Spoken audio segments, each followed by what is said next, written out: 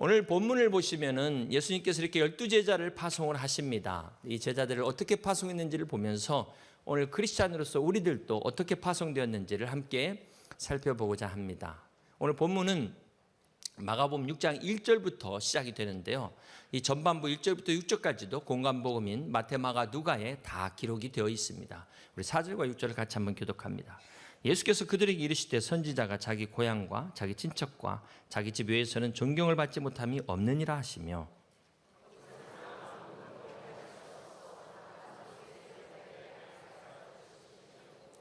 그들이 믿지 않음을 이상히 여기셨더라. 함께 있습니다. 이에 모든 촌에 두루다니시며 가르치시더라. 지난번 마가복음 3장에서 말씀을 드린 것처럼 예수님의 가장 가까운 가족들은 정작 예수님을 믿지 않고 있었습니다. 그런 것처럼 예수님의 고향에서 예수님이 환영받지를 못했다는 것입니다. 나사렛에서 무슨 선한 것이 나겠는가? 그러면서 이 마가복음 6장 3절에 보면은 이 사람이 마리아 아들 목수가 아니냐? 야고보와 요셉과 유다와 시몬의 형제가 아니냐? 이렇게 예수님의 고향 사람들은 예수님이 자신들의 그 고향에서 같이 살았다는 이론이라는 그 이유 하나만으로 예수님을 하나님의 자녀로 보지 못하고 하나님의 아들로 보지 못하고 말씀의 은혜를 받지 못한 것이었습니다. 자, 이렇게 우리가 어떤 이걸 편견이라고 하죠. 또 선입견이라고도 합니다. 자, 이것이 오늘 우리가 하나님의 역사를 보지 못하게 합니다. 고향 사람들은 어떤 사람들일까요? 우리의 옛 모습을 기억하고 있는 사람들이에요. 저도 고향으로 돌아가면 명호야로 통합니다. 명호야, 어렸을 때. 네. 그러나 우리 그리스도인들은 어떤 사람들입니까? 날마다 우리는 새로운 피조물로 사는 사람들입니다. 그러니까 우리는 옛사람을 부인해야 되는데 고향 사람들은 자꾸 옛사람을 끄집어내는 사람들이에요. 오늘 우리가 하나님의 역사를 경험하려면은 우리가 새로운 피조물로서 살아가야 되는 것입니다. 그럴 때 하나님의 능력을 경험하게 될 것입니다. 자, 근데 이것을 방해하는 걸림돌이 바로 편견과 선입견이라는 것입니다. 오늘 처음 나오신 분들이 뭐 예수 믿는다고 무슨 별 볼 일이 있겠나? 기도한다고 되겠는가? 믿음대로 되는 거예요. 여러분 꼭 믿음을 가지시길 바랍니다. 창세기에서 그 아브라함이 하나님의 말씀을 듣고 본토 친척 아비의 집을 떠났다 그랬는데, 자, 우리로 말하면 고향을 떠난 겁니다. 자, 이 고향. 아브라함은 육신의 고향을 떠났지만, 자, 영적으로 볼 때 이 고향을 떠난다는 것은 내 이 옛사람을 떠나는 것이면서 동시에 이 편견과 선입견을 떠나는 것입니다. 육신의 안목을 떠나서 영적인 안목으로 보는 것. 이것이 바로 하나님의 기적을 경험하는 비결입니다. 자, 이렇게 주님은 고향에서 환대를 받지 못하셨음에도 불구하고 이해가 바로 이런 상황임에도 불구하고 모든 촌에 두루 다니시면서 가르치시더라. 이렇게 말씀이 시작되고 있습니다. 그러면서 오늘 말씀 우리가 함께 읽은 7절을 다시 한번 봅니다. 12제자를 부르사 도씩 보내시며 더러운 귀신을 제하는 권능을 주시고, 여기에 동사 3개가 나옵니다. 부르사, 보내시며, 주시고. 이것이 오늘 말씀의 제목입니다. 자, 첫 번째 우리가 부르사 그러셨는데 주님께서 12제자를 부르셨어요. 왜 하필이면 12일까? 이것은 이스라엘의 12지파를 상징합니다. 하나님께서는 아브라함 한 사람을 택하셔서 이스라엘 민족을 만드셨고 이스라엘 12지파를 통해서 온 세상을 구원하시고자 하는 하나님의 계획을 세우셨습니다. 이제 이 12 제자들은 바로 이 영적인 이스라엘의 12지파를 의미해요. 그래서 전 세계를 구원하시고자 하는 교회의 모델이라는 것입니다. 이게 12제자입니다. 우리 마태복음 23장 1절에 보면, 자, 예수께서 누구에게 말씀하여 이르시되 무리와 제자들에게 말씀하여 이르시되, 이렇게 주님이 다니실 때마다 많은 사람들이 따라다녔습니다. 그러면 많은 사람들에게 말씀하실 때 하실 걸 굳이 무리와 제자들 구분하신 이유가 뭘까요? 여러분, 무리와 제자는 분명한 차이가 있습니다. 몇 가지 차이가 있습니다. 무리는 다수고요, 제자는 소수입니다. 여러분, 세상을 변화시키는 사람은 항상 이 대다수가 아니라 소수의 사람들이었습니다. 지금도 마찬가지입니다. 베르나르 베르베르라는 그 소설가인데요, 이 사람이 또 곤충을 연구하는, 특별히 개미를 연구하는 그런 취미가 있었는데 아주 재밌는 이야기를 한 적이 있습니다. 개미를 관찰을 해보니까, 자, 우리는 개미를 그 이솝우화의 개미와 배짱이에서 개미는 열심히 일하고 배짱이는 노는 걸로 생각을 합니다. 근데 개미가 보니까 20%만 열심히 일하더래요. 개미가. 그래가지고 그 열심히 일하는 20%만 따로 모았더니 그 중에 또 80%는 놀고 20%만 일하더라. 이걸 발견했다는 거예요. 자, 개미에게도 20%가 80%를 지배하는 파레토 원리가 적용되더라 라는 것을 발견한 것입니다. 여러분, 우리 사회도 그렇죠. 20%가 80%를 다 리더합니다. 근데 교회도 그렇습니다. 그래서 항상 어떤 조직에서는 이 20%가 대단히 중요한 것입니다. 이게 바로 오늘 말씀에 의하면 제자의 원리다. 그래서 이 무리와 제자의 차이를 보면 먼저 마가복음 3장 13절에 보시면은 또 산에 오르사 거기 예수님께서 뭐라고 말씀하셨어요? 자기가 원하는 자들을 부르시니. 자, 제자는 주님이 원하시는 자를 불렀는데 무리는 본인들이 좋아서 따라온 사람들이라는 겁니다. 네. 자, 이 제자와 무리의 차이가 따르기는 따르는데 이 무리들은 기적을 보고 호기심에 따릅니다. 호기심. 무리의 동기는 호기심이에요. 네. 자, 그런데 제자들은 주님의 비전을 보고 따르는 사람이라는 것입니다. 오늘 이 가운데 여러분 나오신 여러분 호기심을 가지고 나오셨습니까? 주님의 비전을 가지고 나오셨습니까? 자, 여기에 따라서 내가 무리냐 제자냐가 결정이 되는 것입니다. 사랑하는 여러분, 하나님께서 우리를 제자로 부르시고 오늘 우리가 하나님의 비전을 붙잡기를 원하십니다. 이것이 우리를 부르신 목적이에요. 자, 두 번째는 마가복음 6장 7절에 12제자를 부르사 함께 있습니다. 둘씩 보내시며 그랬어요. 이것이 바로 제자의 사명입니다. 그렇습니다. 제자는 보내심을 받은 자들입니다. 우리 누가복음 6장 13절에 보면은 밝음에 그 제자들을 부르사 그 중에 12를 택하여 뭐라고 칭하셨습니까?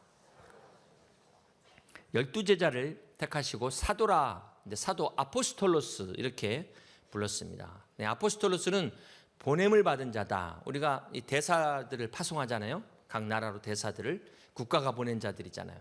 네, 하늘나라로부터 하나님의 임명장을 받고 보냄을 받은 자들이 아포스톨로스, 이 목적을 가진 자들이, 목적을 가지고 파송된 자들이 바로 제자다. 여러분, 감옥에서 죄수가 받는 형벌 중에서 가장 고통스러운 형벌이 무엇일까요? 뭐 고문하는 거 말고 독방 수감도 있겠지만 이 단순 노동의 반복이 아주 고통스러운 형이라고 말합니다. 형벌이라고 합니다. 한번 생각해 보세요. 그냥 이 벽돌 100개를 쌓아놓고 그냥 의미 없이 옮기는 거예요. 뭐 그렇다고 해서 빨리 옮기거나 무슨 규칙을 주거나 그게 아니고, 그리고 끝나면 또 다시 반대로 옮기고. 자, 이렇게 단순 노동만큼 힘든 고통이 없다고 합니다. 자, 그래서 아리스토텔레스는 모든 일의 가장 중요한 것이 텔로스, 목적이다. 이런 말을 했거든요. 그런데 얼마나 많은 현대인들이 지금 이렇게 살아가고 있어요. 목적 없이. 왜 사는지. 방향을 잃어버리고. 그런 사람들에게 있어서는 삶이 형벌이 될 수도 있다. 여러분이 하루의 삶이 얼마나 복된 삶입니까? 얼마나 행복한 삶입니까? 근데 목적을 잃어버리면 이 삶이 고통이 될 수도 있다라는 사실입니다. 사랑하는 여러분, 하나님은 예수 그리스도를 우리를 구원하시기 위한 목적을 가지고 이 땅에 보내셨습니다. 그리고 우리를 구원하신 그 주님께서는 여러분을 보내셨어요. 12제자를 보내시고 그들을 통하여 보내 우리들까지도 주님께서 보내신 것입니다. 그래서 나를 부르신 이가 하나님, 나를 보내신 이도 하나님이신 것입니다. 에클레시아는 이 에크, 바크로라는 말과 칼레오, 부르다라는 말의 합성어입니다. 교회는 이렇게 부름받은 자들이 다시 밖으로 보냄받는 곳이 교회입니다. 오늘 우리가 이 자리에 와 있는 것은 여러분 발로 오셨지만 하나님이 부르셨기 때문에 오신 거예요. 저 밖에 있는 사람들은 부름받지 못했기 때문에 오고 싶어도 못 오는 것입니다. 그러나 부름받은 이제 우리들은 어떻게 합니까? 다시 세상을 향하여 나가야 되는 것입니다. 그러니까 예배는 파송식이에요. 우리가 다시 한번 하나님의 부름의 목적을 다시 한번 깨닫고 마음을 결단하고 우리의 가정으로 다시 한번 세상으로 나가는 파송식이 예배인 것입니다. 그런데 오늘 본문에 보면 주님께서 제자들을 보낼 때 둘씩 보냈다 그랬어요. 둘씩. 왜 둘씩 보냈을까요? 중간에 딴 데로 세지 말라고. 가다가 낙오되지 말라고. 왜 셋도 아니고 둘일까? 셋하면은 책임을 전가할 수 있어요. 셋하면 그냥 네가 하라고 전가할 수 있는데 둘이면은 둘도 이 가정의 남편, 그다음에 아내 다 그 역할이 정해져 있잖아요. 누가 대신할 수 없는 것입니다. 책임이 있는 거예요. 그러면서 혼자는 힘들기 때문에 돕는 배필과 또 동역자를 통해서 함께 격려하면서 가라고 2씩 보내신 것입니다.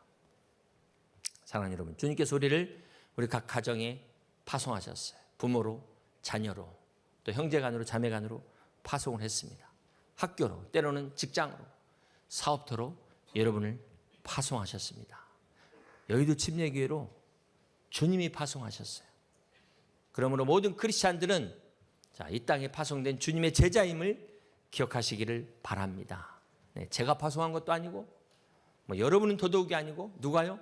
살아계신 하나님이 여러분을 보내신 것입니다. 이것이 보냄을 받은 제자의 사명입니다. 세 번째, 마가복음 6장 7절 봅니다. 12제자를 부르사 2씩 보내시며 함께 있습니다. 더러운 귀신을 제어하는 권능을 주시고, 자, 세 번째에는 권능을 주셨다. 마가복음에는 권능을 주셨다. 누가복음 9장 1절을 보면은 예수께서 12제자를 불러 모으사 함께 있습니다. 모든 귀신을 제어하며 병을 고치는 능력과 권위를 주시고 그랬습니다. 누가복음에는 능력과 권위 두 가지의 단어로 나눠져 있는데, 능력이 두나미스, 여기서 다이너마이트가 나온 거죠. 어떤 일을 할 수 있는 파워, 힘을 주신 겁니다. 자, 그렇다면 권위는 뭘까요? 권위, 이건 엑수시아에서 그 힘을 이용할 수 있는 권위, 권리, 권세, 이게 엑수시아입니다. 그러니까 능력과 권세의 차이를 아시겠죠? 마가복음에 보니까 이 권능이 더러운 귀신을 제어하는 권능이다 그랬어요. 누가복음에는 귀신을 제어하며 병을 고치는 능력과 권위다 그랬습니다. 마태복음에는 병든 자를 고치며 죽은 자를 살리며 나병한 자를 깨끗하며 귀신을 쫓아내되, 아주 세부적으로 표현하고 있죠. 이 공관복음에 이걸 다 통틀으면 두 가지로 정리됩니다. 공통적으로 나온 능력, 첫 번째 능력은 어떤 능력? 병 고치는 능력. 두 번째 권세, 어떤 권세?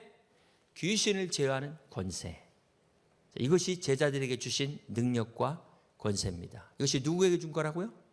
우리들에게, 모든 크리스찬들에게 주신 능력과 권세라는 것입니다. 그렇다면 오늘 내 안에 이런 능력이 있는가? 내 안에 이런 권세가 있는가? 내가 이것을 얼마큼 사용하고 있는가? 한번 생각해 보세요. 여러분 마일리지 막 모아놓고 그거 쌓아놓기만 하면 뭐합니까? 쓰셔야 되지 않겠어요? 능력의 마일리지, 능력의 권세의 마일리지, 여러분 사용하시길 바랍니다. 여러분 안에 이 능력과 권세가 회복되시기를 주님의 이름으로 간절히 축원합니다. 네. 이 결정적인 순간에 이게 나타나야 되는데 이게 생각이 안 나는 거예요. 지난번에 이게 우리가 여러 가지 그 마가복음 5장을 건너뛰었습니다. 시간 때문에도 그랬고. 근데 그 5장에 보면은 거라사 광인의 미친 사람 이야기가 나오는데요. 자, 이 이야기도 요즘으로 하면 병신병자죠. 이것도 공관복음에 마태마가 누가에 다 기록이 되어 있습니다. 거기 보면은 귀신 들림이 어떤 현상인지를 자세히 소개하고 있어요. 자, 누가복음에서 8장 27절을 보면 어떤 증세가 있습니까? 예수께서 육지에 내리심에 그 도시 사람으로서 귀신 들린 자 하나가 예수를 만나니 그 사람은 오래 옷을 입지 아니하며 집에 거하지도 아니하고 무덤 사이에 거하는 자라. 자, 여기 귀신 들린 사람 특징이 옷 입기를 싫어합니다. 옷 벗고 다니는 사람들. 네, 이게 제정신이 아닙니다. 돌봄이 필요합니다. 네, 집안에 안 붙어 있고 맨날 집 밖으로 도는 사람, 이것도 좀 잘 보셔야 돼요. 혹시 제정신이 아니고 어떤 악한 영의 영향을 받지 않았는지, 역마살이 들어서가 아니라 이게 어떤 문제가 있지는 않은지. 마태복음에 보면 이 귀신인 사람이 너무나 몹시 사나워서 그 힘을 제어하지 못해, 자기도 제어하지 못해서 돌아버린 거예요. 이 내 안에 있는 힘이 나를 제어하지 못한 동제가 안 돼서 돌아버리는 상태가 미친 상태가 되는 것입니다. 자, 이 사람이 어떻게 치유를 받아요? 자, 이런 증세는 이 당시에만 있는 게 아니라 지금도 있어요. 지금도. 네, 어떻게 해요? 네, 귀신이 어디로 갔습니까? 네, 돼지떼에게로 들어가서 치유를 받는데, 우리 마가복음 5장 14절과 15절 같이 봅니다. 치던 자들이 도망하여 음녀와 여러 마을에 말하니 사람들이 어떻게 되었는지 보러 와서, 15절입니다. 예수께 이르러 그 귀신 들렸던 자, 곧 균대 귀신 집혔던 자가 옷을 입고 정신이 온전하여 앉은 것을 보고 두려워하더라. 네, 자, 이 미친 사람이 그 나가니까는 온전하게 돌아온 거예요. 네, 이걸 보고 두려워했다. 근데 이해가 좀 안 가는 게 그 다음 17절을 보면은, 자, 그래놓고는 그들이 예수께 그 지방에서 어떻게 하기를 간구했어요? 떠나시기를 간구했대요. 예수님의 능력과 기적을 보고 미친 사람이 정상으로 돌아왔는데 예수님 떠나주세요. 이해가 되십니까? 누가복음 8장 37절에도 어떻게 나와 있습니까? 거라사인의 땅 근방 모든 백성들이 함께 있습니다. 크게 두려워하여 떠나시기를 구하더라. 여러분 예수님의 기적을 눈앞에서 보셨어요. 여러분 어떻게 하세요? 주님 떠나주세요 할 겁니까? 주님 계셔주세요 할 겁니까? 네. 근데 이 사람들은 왜 떠나달라고 그랬을까요? 자, 그 앞절에 보면 사람들이 어떻게 됐는지를 봤더니, 야, 그 무시무시했던 사람이 정신이 몰짱하게 돌아와가지고 탁 이렇게 앉아 있는가 하면은 어떻게 됐어요? 네, 돼지 2,000마리가 못 살았어요. 여러분 요즘 돼지 한 마리가 40만 원 한답니다. 그럼 지금 2,000마리면 얼마가 된다죠? 8억. 네, 8억이 날아갔어요. 한 영혼 구원하기 위해서 8억의 대가가 지불됐어요. 자, 예수님께서는 지금 그 한 영혼을 구원하시기 위해서 8억도 아낌없이 쓰신 거예요. 여러분 한 영혼을 구원하기 위해서 8억도 아낌없이 쓰시는 분이에요. 아니 미친 사람 한 사람 구하기 위해서 8억을 썼는데 하물며. 자, 그러면 반대로 돼지 주인 입장에서 생각해 봅시다. 그 주인, 네, 한 사람 구원받는 것 때문에 망했어요. 한순간에 자기 사업이 지금 이 양돈장이죠. 이게 파산 직전이 됐어요. 여러분 이 지역이 지금 갈릴리 호수 반대편이니까 데가볼리 지역의 이방인 지역입니다. 자, 이스라엘 백성들은 이 돼지를 금하기 때문에 키우지를 않죠. 그러니까 이걸 키운다는 자체가 이들은 이방인이에요. 율법에서 그만 부정한 사업을 하고 있어요. 근데 이 사업이 어떻게 됐습니까? 결국 귀신에 의해서 망한 거예요. 완전 쫄딱 망해버렸어요. 여러분, 자, 이것을 통해서 우리가 아셔야 돼요. 하나님 뜻이 아닌 거는 언젠가 망한다. 악한 영들을 통해서 망하게 되어 있다는 거예요. 그거 아셔야 됩니다. 지금 잘 나간다고 지금 2,000마리, 3,000마리 좋아할 게 아니라는 거예요. 한 방에 망하는 수가 있어요. 네. 그런데도 이들은 주님을 붙잡지 못하고 떠나가셔라, 떠나시라 그러고 있다는 거예요. 왜? 나머지 다른 사람도 망할까 봐. 자기 사업 때문에 주님을 버린 거예요. 돈 때문에. 안타까운 일입니다. 근데 한 가지 더 생각해 볼 것은, 여러분 귀신이 unclean spirit입니다. 영적 존재입니다. 죽지 않는 존재예요. 자, 그런데 그냥 왜 나가지 저 돼지떼에게 들어가 달라고 했을까? 그게 습성이니까. 그러면 그렇게 나가서 돼지가 죽었으니까 어떻게 돼요? 다시 또 다른 데 들어가야 되잖아. 또 다른 데 들어갈 곳을 찾고 있다는 거예요. 그래서 가는 곳마다 쑥대밭을 만드는 게 이게 귀신이 하는 일, 악한 영들이 하는 일이에요. 그래서 우리 크리스찬들이 이 세상에 살면서 영적 싸움에서 마귀를 대적하라. 그리하면 너희를 피하리라. 주님이 말씀하신 것입니다. 그래서 우리에게 능력을 주신 이유는 이 사단 마귀를 대적하라고 우리에게 능력을 주신 거예요. 우리가 이 권세를 가지고 우리의 건강을 지키고 가정을 지키고 사업을 지키고 자녀들을 지켜야 되는 것입니다. 나라와 민족을 지켜야 되는 것입니다. 사랑하는 성도 여러분, 이 제자들에게 준 권능을 가지고 주의 이름으로 더러운 귀신을 쫓아낼 뿐만 아니라 병든 자들을 치유하며 주님의 능력을 나타내는, 주의 권세를 나타내는 주님의 제자가 되시기를 주님의 이름으로 축복합니다. 자, 여러분 여행하실 때 꼭 챙기는 물건이 어떤 물건을 꼭 챙기십니까? 사람들마다 뭐 꼭 어떤 분은 약품 챙기시고 어떤 분은 뭐 김치를 꼭 챙기시고 뭐 있을 텐데, 오늘 본문에 보면 주님께서 제자들을 파송하시는데 전도 여행을 보내잖아요. 준비 사항을 말씀하십니다. 준비 사항. 마가복음 6장 8절에 무엇을 준비하라고 말씀하셨을까요? 명하시되 여행을 위하여 지팡이 외에는 양식이나 배낭이나 전대의 돈이나 아무것도 가지지 말며. 마가복음에서는 지팡이 외에는 아무것도 갖지 말래요. 차비도 갖지 말라는 것입니다. 자, 마태복음 10장 10절을 봅니다. 여행을 위하여 배낭이나 두버릇이나 신이나 지팡이를 가지지 말라. 여기서는 지팡이도 가지지 말라는 거예요. 왜 이렇게 다를까요? 우리 누가복음 9장 3절을 같이 한번 보겠습니다. 자, 시작. 이르시되 여행을 위하여 아무것도 가지지 말라. 지팡이나 배낭이나 양식이나 두버릇을 가지지 말며. 자, 이렇게 자, 공관복음의 이 동일한 사건을 다 다르게 기록하고 있습니다. 자, 이 부분을 성경 공부하다 보면 논쟁이 일어나요. 아, 이거 어떻게 이렇게 다를 수 있을까? 자, 여기서 믿음이 있는 사람과 없는 사람이 갈립니다.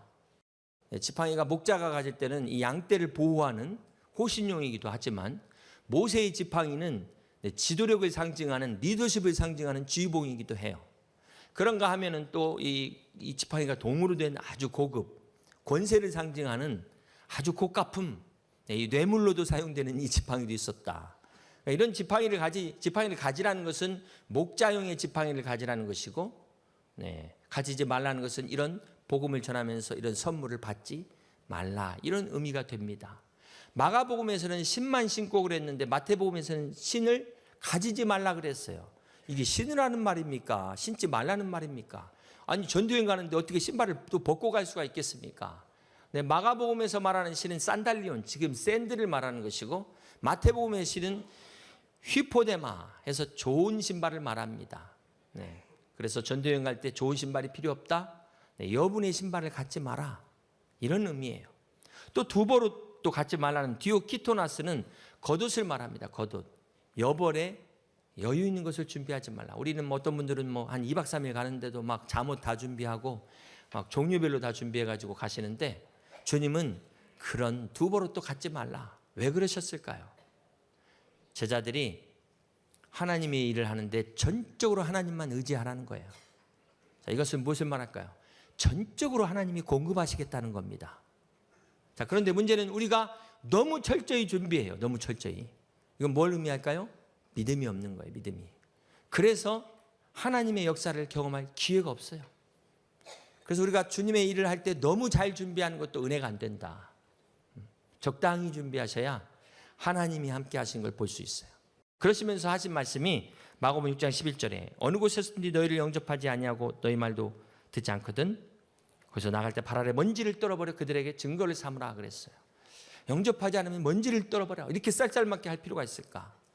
자, 이것은 유대인들이 이방인 지역을 갈 때 웬만해서는 가지도 않지만 불가피한 경우에 갔다 나오면 발에 먼지를 떨어버리는 이 유래에서 나온 것입니다. 우리도 옛날에 부장 타면 뭐 뿌려라? 네, 문 밖에다 소금 뿌려라. 자, 왜 이런 말씀을 하셨을까? 돼지에게 진주를 주지 말라는 거예요.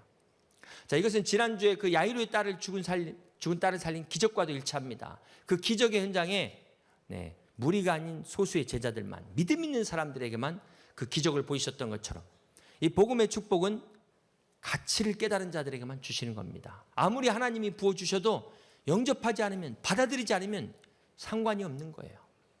자, 또 하나 우리가 마태복음 10장 12절과 13절에서 깨달을 교훈이 무엇입니까? 또 그 집에 들어가면서 평안하기를 빌라. 그 집이 이에 합당하면 함께 있습니다. 너희 빈 평안이 거기 임할 것이요 만일 합당하지 아니하면 그 평안이 너희에게 돌아올 것이라. 여러분, 우리가 주님의 이름으로 평안을 비는 게 그냥 공중의 메아리가 아니라는 거예요. 네, 그 평안이 실제로 그들이 받아들이면 임하는데, 받아들이지 않을 때는 그 평안이 어디로 와요? 나한테 온다는 거예요. 이게 바로 축복의 권세입니다. 이게 권세. 네, 그렇습니다. 우리가 주님 일을 하는 것에서는 절대로 손해가 없어요. 절대로. 여러분의 수고를 주님이 하십니다. 소자 한 사람에게 물 한 그릇 대접한 것도 주님이 반드시 축복하십니다. 이 제자는 펜처럼 내가 좋으면 따라다니고 싫으면 말고 그런 게 아니에요. 제가 1985년 대학교 다닐 때 이 홍호빌딩 교회에서 지휘자로 섬겼습니다. 지금은 그 교회가 아닌데요. 그때 그 한 여학생이 저기 경남 충무에서 고등학생이 가출을 했어요. 그 이유가 조용필이 너무 좋아가지고 조용필을 만나기 위해서 가출을 했는데 맨날 집 앞에 가서 기다리는데 만나지를 못한다는 거예요. 너무 실망하더라고요. 그래서 제가 위로하기 위해서 조용필의 친구요, 꿈은 하늘에서 잠자고 막 불러줬더니 막 걔가 막 눈물을 흘리더라고요. 그 모습이 지금도 안 잊어버리는데, 저는 이런 열성 팬을 제가 그때 처음 봤습니다. 야, 이렇게 팬도 가출할 수 있구나. 본토 친척 아비의 집을 떠나서 그 보겠다고. 그렇지만 싫어질 수 있어요. 언젠가 싫어질 수 있어요. 떠날 수 있어요. 이게 팬이라면. 제자는 주님의 십자가를 지는 자들입니다. 어쩌면 팬보다도 겉으로 볼 때는 별로 열성적이지 않을 수도 있어요. 그러나 이 팬이냐 제자이냐 결정적 차이는 주님의 십자가를 지느냐 마느냐. No reserves, no retreats, no regrets. 남김없이, 후퇴 없이, 후회 없이 주님의 십자가를 지는 삶이 바로 제자의 삶입니다. No cross, no life. No cross, no crown. 십자가 없이 생명이 없듯 십자가 없는 면류관은 없습니다. 사랑하는 여러분, 교회가 왜 병들고 왜 타락하고 왜 욕먹을까요? 문제는 우리 리더들의 책임입니다. 우리 목자들의 책임이지만 오늘 본문에 보면 제자의 수보다 무리의 수가 많아지면 교회가 이렇게 되는 거예요. 제자가 무리에게 영향을 끼치는 교회가 건강한 교회인데, 무리가 많아서 제자가 영향을 끼치지 못하게 되면 교회가 이렇게 무리하는 거예요. 교회가 병들고 타락하는 것입니다. 바다의 부패를 막는 게 3%의 소금이랍니다. 3%의 소금이 바다의 부패를 막는다면, 오늘 교회의 문제는 오늘 우리가 올바른 제자가 되지 못하고 오늘 교회가 올바른 크리스찬의 사명을 감당하지 못하기 때문에 이 사회가 부패하는 것입니다. 남 탓할 필요 없어요. 남 탓할 필요 없습니다. 다 내 탓입니다. 내 탓. 하나님은 오늘 우리가 교회 안에서 무리가 되지 않고 제자가 되기를 원하십니다. 그러면 우리 모두 주님의 제자가 되어 주님이 주신 능력으로 일어서십시오. 제자들에게 주신 이 권세로 모든 병과 악한 영들을 물리치시고 영혼을 구원하는 생명을 살리는 크리스찬이 되시기를, 크리스찬 주님의 제자가 되시기를 주님의 이름으로 간절히 축원합니다.